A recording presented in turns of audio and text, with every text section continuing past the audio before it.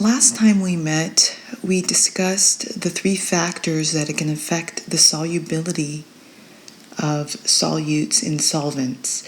So the first factor we discussed was temperature, the second was pressure, and the third aspect that we left off with was the nature of the solute and solvent. And the rule that we follow is like dissolves like. So polar solutes like to dissolve in polar solvents. Nonpolar solutes like to dissolve in nonpolar solvents.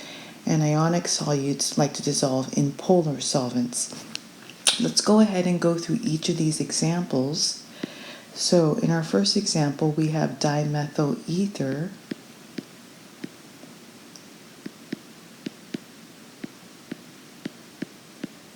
in water.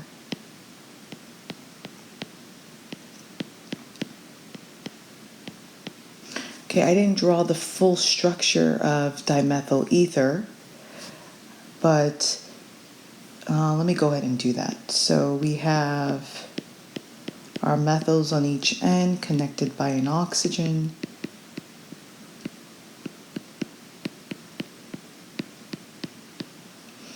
And you can see that dimethyl ether is polar, and the attractive forces between dimethyl ether molecules would be dipole-dipole forces. And we know water is polar and has H bonding attractive forces, as well as dipole-dipole forces. So what helps dimethyl ether to be soluble in water is the attractive forces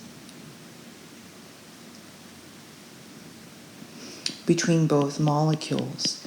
And these attractive forces will be dipole-dipole forces or dipole-hydrogen bonding forces.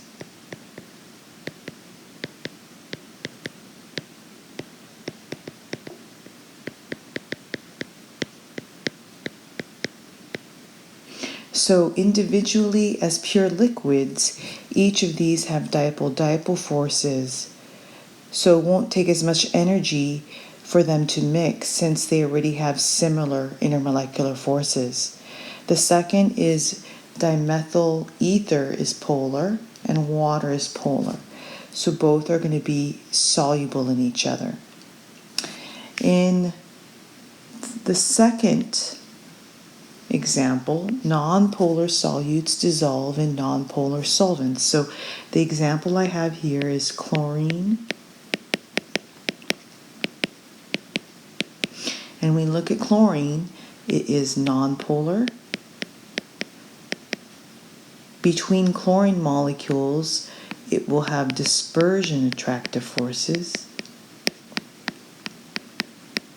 And if we look at carbon tetrachloride,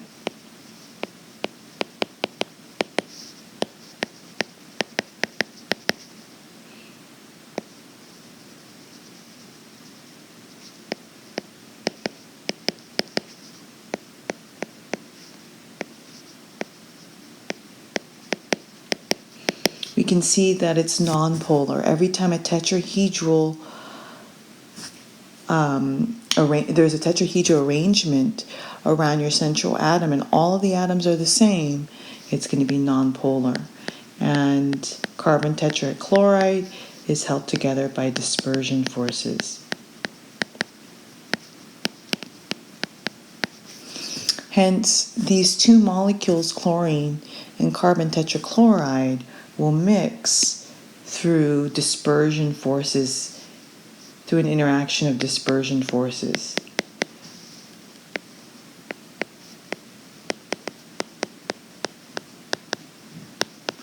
Plus, both of these molecules are nonpolar. Nonpolar likes nonpolar.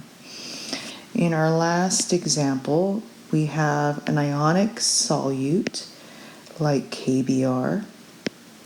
And what's holding KBr together is ionic bonding. It has a plus charge and it has a minus charge. So it's held together by electrostatic forces. And here we have water, which we know has hydrogen bonding.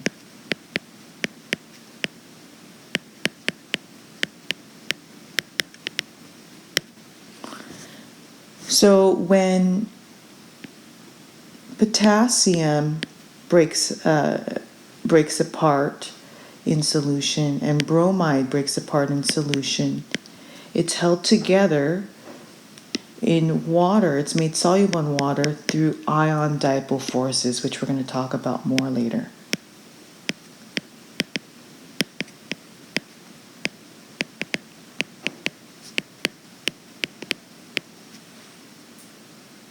Okay, ions can dissolve in water and are stabilized in solution through ion dipole forces, which is why ionic solutes dissolve also in polar solvents.